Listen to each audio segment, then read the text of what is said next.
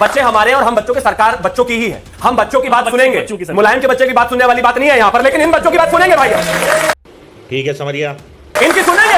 शिवम बच्चों की बात सुनने में बहुत देर लगा दी। अब इतना भी दामन पाक साफ नहीं। अगर ये बातचीत पहले हो जाती ना तो चलो संसद मार्च की नौबत नहीं आती। अगर ये बातचीत पहले हो जाती, वहां पर ऐसा नहीं है कि सिर्फ सोनम वांगचुक ही अनशन पे बैठे थे और बच्चे भी अनशन पे बैठे थे, तब रिप्रेजेंटेटिव चला जाता, तब बातचीत कर लेते। अगर इतनी फिक्र थी, जब आपको उन्होंने अपनी ताकत दिखाई तभी फिक्र याद आई।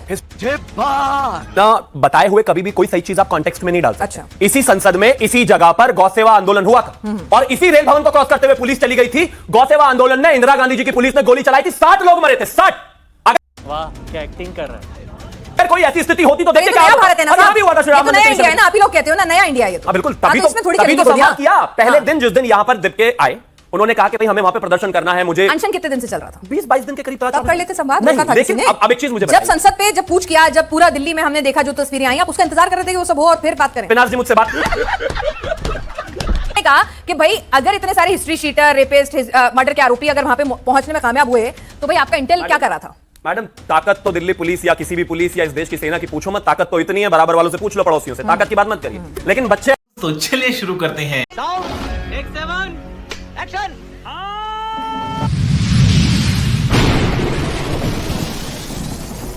नमस्कार दोस्तों, स्वागत है आप सभी का मेरे आज के इस नए वीडियो में। दोस्तों, आज के डिबेट में न्यूज़ एंकर ने बीजेपी के प्रवक्ता सीएम त्यागी को बहुत ही भयंकर तरीके से धोया है, साथ ही साथ समाजवादी पार्टी के प्रवक्ता और विपक्ष को भी धोया है।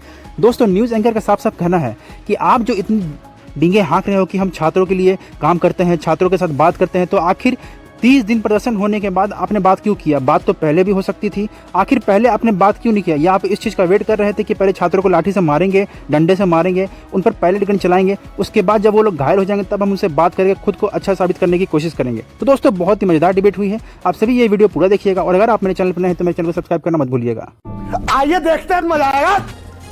आपने परिवार वालों को भी सुना जी। अगर देश की संसद तक ये प्रदर्शनकारी पहुंच जाते तो आप खुद ही बताइए, आप ही लोग नहीं बढ़ चढ़कर कहते कि कहां है दिल्ली पुलिस, दिल्ली की स्मार्ट पुलिस क्या कर रही थी, संसद की सुरक्षा नाकाम हो गई, बड़ी चूक है, संसद सुरक्षित नहीं है तो देश सुरक्षित कैसे होगा? ये सब बातें आप ही कर रहे होते ना।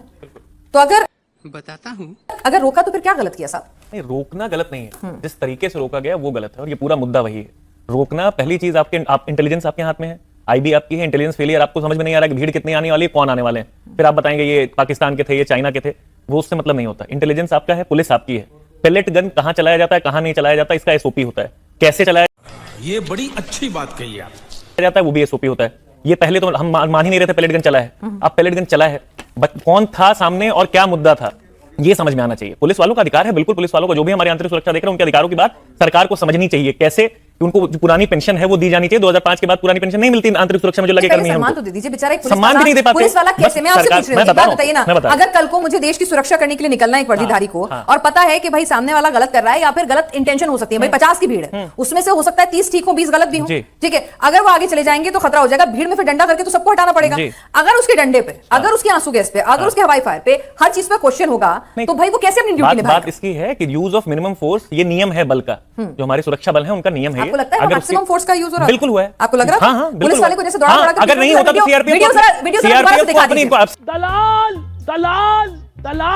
सीआरपीएफ को डिसाइड करने दीजिए, आरएफ को डिसाइड करने दीजिए, उन्होंने इंक्वायरी बैठाई इस पे। यूज ऑफ जो मिनिमम फोर्स होता है वो चेतावनी से शुरू होता है और फायरिंग से जस्ट पहले पेलेट गन्स यूज होते हैं, और वो भी कश्मीर में यूज हुए हैं 2016 में सबसे ज्यादा, जहां पे सर पेलेट गन तो सबके पास थी, किसी एक सिपाही ने की। अगर वो ऐसी स्थिति में फंस गया हो, भीड़ के अंदर कभी फंसे आप? मैंने बहुत भीड़ कश्मीर में नौकरी की है जहां 10-10 हजार की भीड़ आती थी। भीड़ नहीं, जब भीड़ गुस्से में होती है, भीड़ हाँ, मैं वर्दी में ही सामने खड़ा रहा हूं। मैं वही कह रही हूं ना, जब भीड़ में आप फंसते हैं तो वहां से निकलना, वहां से उसे समझाना बुझाना कितना मुश्किल होता है। इसी के लिए ट्रेनिंग होती है आपकी। हाँ, तो उसे लगा होगा कि बहुत अच्छे से ट्रेन समझ से ये फैसला लिया होगा ना। हर आरएफ वाले ने तो नहीं चलाई ना, पुलिस ब्रूटैलिटी जस्टिफाइड हर आदमी की बात की भी नहीं जा रही है, जिसने की उसको बुक किया जा रहा है। ठीक है, तो उसके ऊपर इंक्वायरी उसकी जिम्मेदारी होनी चाहिए। हाँ, तो उसको अकाउंटेबल फिक्स ये बड़ी अच्छी बात कही आप किया जाना चाहिए। तो बाकी जो लाठीचार्ज किया वो ठीक है, बाकी जो लाठीचार्ज किया वो ठीक है, पत्थर भी नहीं चला रहा था, ठीक है, बाकी जो लाठीचार्ज किया ये तो कहा ही नहीं ना साहब। यही नैरेटिव यही बनाया जा रहा है ना। किसने कहा? मुद्दा क्या था? शिक्षा। क्या सरकार जो आपके हिसाब से उग्रवादी थे, पत्थरबाज, उनके सामने झुक गई? हमेशा की तरह भाजपा फिर से झुक गई क्या? ये मान रहे हैं हम? ये जो यू टर्न लिया सरकार ने 20 तारीख के बाद, ये किसके सामने लिया? छात्रों के सामने झुके हैं कि ये प्रदर्शनकारी या उग्रवादियों के सामने? दो सवाल आपसे। पहला तो सवाल ये जो पुलिस वालों के परिवार वाले पूछ रहे हैं, भाई आप लोगों ने तो छात्रों से डील कर ली अपनी राजनीति के हिसाब से, जो आपको मुफीद लगा कि गुस्से में देश का जेंजी है, अच्छा खासा वोट बैंक है, तो इस्तीफा मांग रहा है, इस्तीफा दे दो, एफआईआर वापस लेने को कह रहा है, एफआईआर वापस ले लो। दिल्ली पुलिस सुरक्षा कर्मी ये भी तो आप ही के हैं ना, आप ही की सरकार के अधीन है, इनके आत्मसम्मान का, इनकी रक्षा की भी जिम्मेदारी आपके ऊपर है।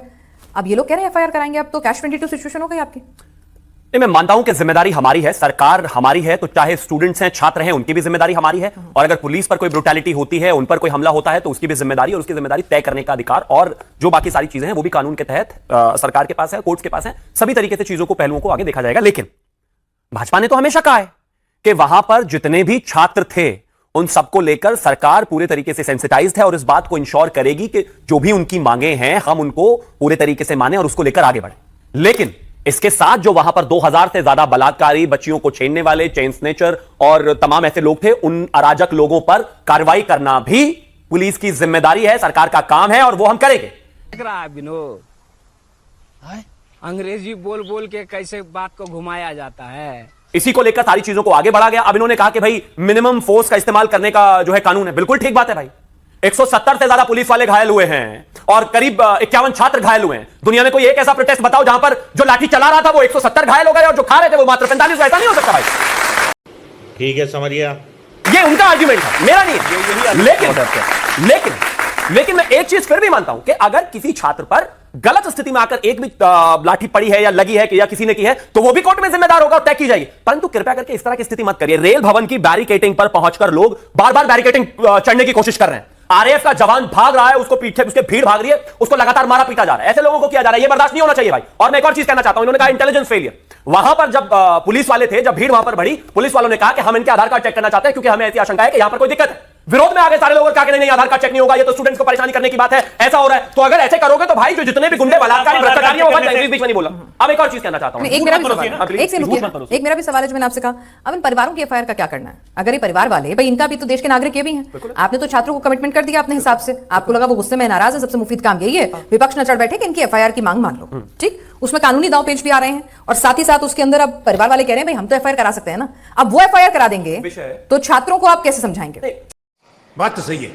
छात्रों का विषय नहीं है, विषय वहां पर जो अराजक लोग हैं उनका है। छात्रों का जो लाठी मार रहे हैं पुलिस वालों पर उनका है, जो गुंडा बलात्कारी गैंगस्टर वहां पर है उसका है। जो पुलिस, मैं मानता हूं कि मेरे देश का अच्छा छात्र जो है और जो छात्र है वो नहीं मारेगा पुलिस वाले को, आरएएफ के जवान को गाली नहीं देगा, उसके साथ बदतमीजी नहीं करेगा, उसका पानी भाषा का इस्तेमाल नहीं करेगा उसके साथ। लेकिन जो गुंडे वहां पर है हम उनके खिलाफ है। जो गुंडे वहां पर इस देश की सुरक्षा व्यवस्था को खराब करना चाहते हैं हम उनके खिलाफ है। जो इस देश में खड़े होकर वैसी गालियां दे रहे हैं जो शायद हम कभी दिल्ली पुलिस के परिवार वाले अगर एफआईआर कराएंगे तो आप उनका साथ देंगे? उनको सुप्रीम कोर्ट ने क्लियर कट इस विषय में एक चीज कही है कि जितनी भी राज्य सरकारें हैं, चाहे वो उत्तर प्रदेश की सरकार हो, चाहे इसके अलावा दिल्ली की सरकार हो, चाहे वो बिहार की सरकार हो, चाहे और भी तमाम जगहों की सरकारें और पुलिस है, वो एक प्रॉपर रिपोर्ट बनाकर देंगे केंद्र सरकार से। और दिल्ली पुलिस की तरफ से रिपोर्ट बनाकर दी जाएगी। जितने भी लोगों पर एग्जिस्टिंग एफआईआर है वो कैंसिल नहीं होगी, वो एज इट इज अभी रहेगी। वो तो पता है। आने वाले समय में अगर ड्रॉप किया जाएगा। एक सेकंड क्या हो गया? जजमेंट को मिसकोट मत करिए।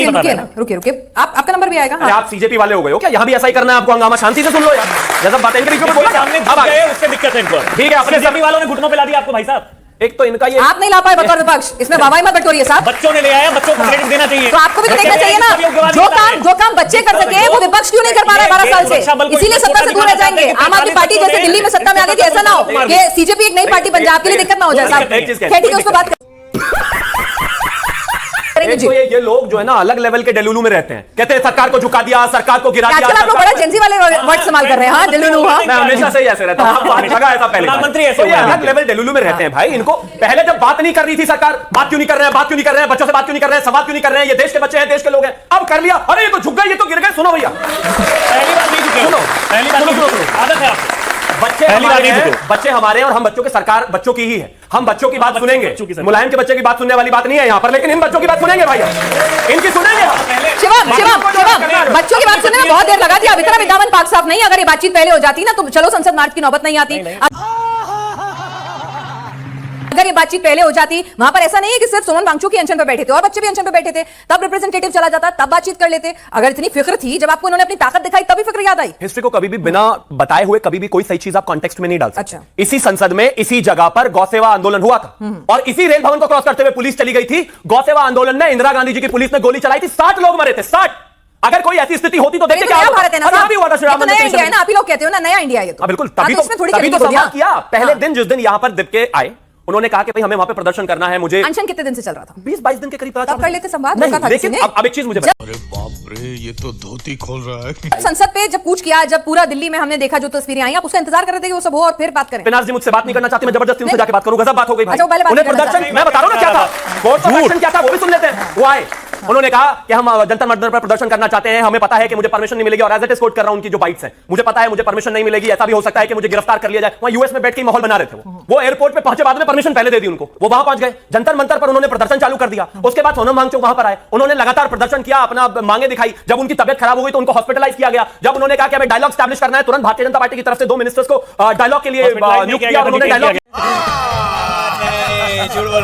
मुझे एक चीज बताइए, सारी चीज ऑर्डर उठाने का नहीं था। ठीक है, एक सेकंड तो सर, डॉक्टर भी आप ही बन जाओगे क्या? रुक जाइए जरा।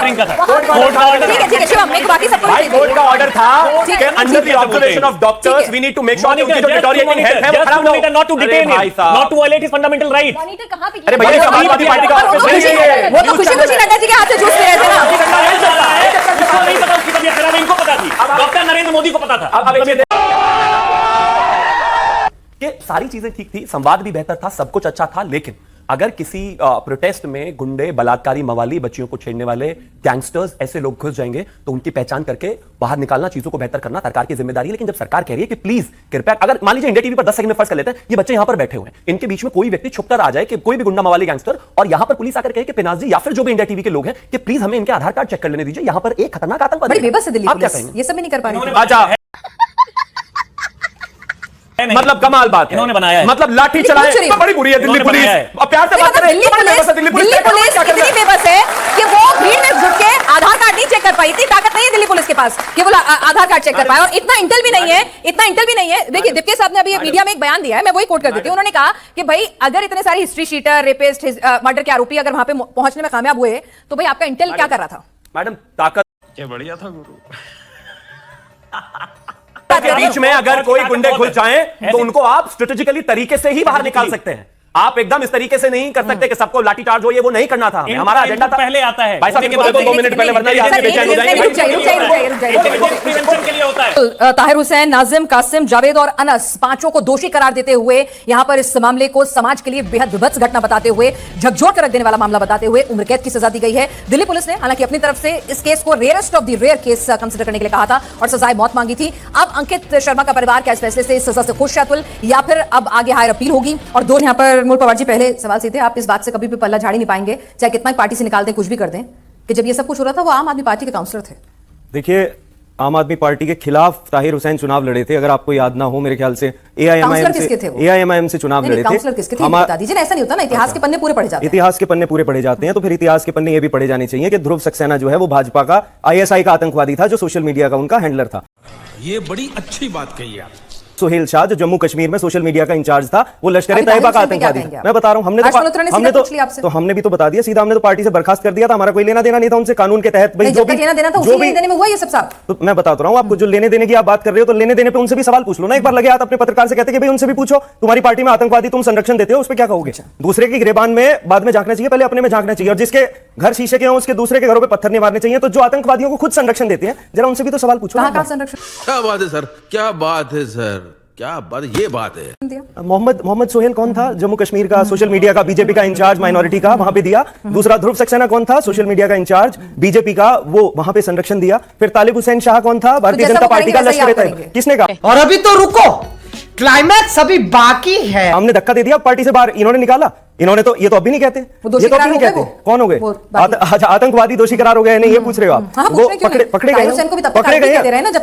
उनके बारे में अमेरिका की सरकार ने नहीं बताया कि वो लश्कर तैयबा के साथ मिले हुए थे, इन्हीं की सरकार ने बताया, जिनकी पार्टी आज सेंटर में है। ठीक है ना, वो दोषी भी करार दिए गए हैं और यही लोग संरक्षण बनता है ना। सबके सब चोर हैं साले। तो जरा अगली बार पार्टी में देखभाल के लोग रखिए। आपकी तो पार्टी में डिफरेंस के लिए तो आए थे आप भी वैसे ही हो जाएंगे तो फिर बात क्या बनेगी? तभी तो देखिए दिल्ली वालों ने हटा दिया। वैसे नहीं बनना है ना, वैसे नहीं बनना है। वैसे बन जाएंगे तो फिर बात ही खत्म हो जाएगी ना। आप सुन भी लीजिए, सुना दीजिए। दिल्ली वालों ने तो ये भी देखा कि किस तरह से दिल्ली की हर विधानसभा में हजारों वोट काटे गए, जिसका प्रमाण चुनाव आयोग को हमारे नेता ने दिया। पूरी बात तो करने तो एक बार, सारे सवाल पूछ लेना, यही शाम तक मैं यही आराम से पूछना। दिल्ली में जो है, दिल्ली में हजारों वोट हर विधानसभा से काटे गए, उसका प्रमाण हमने चुनाव आयोग को दिया, उस पर कोई कार्रवाई नहीं की, उस पर कोई सवाल पूछा? कितने शो हुए थे? अच्छा। भाई उस पर कितने शो हुए थे लोगों के? किसी ने उनसे सवाल पूछा हो कि भाई चुनाव आयोग के पास इतने सारे प्रमाण है, 50,000 वोट नई दिल्ली से काट दिए, शादरा से 12,000 काट दिए, उस पे नहीं मैं कह रहा हूं दिल्ली की वोट पे, दिल्ली की वोट पे जो काटी गई थी उस पर कितने सवाल? क्योंकि मुझे पता है मैंने किए थे। झूठ पे झूठ, झूठ पे झूठ। ठीक है, समझ गया। चैनल को सब्सक्राइब करो पहले, हाँ जल्दी करो, मुझे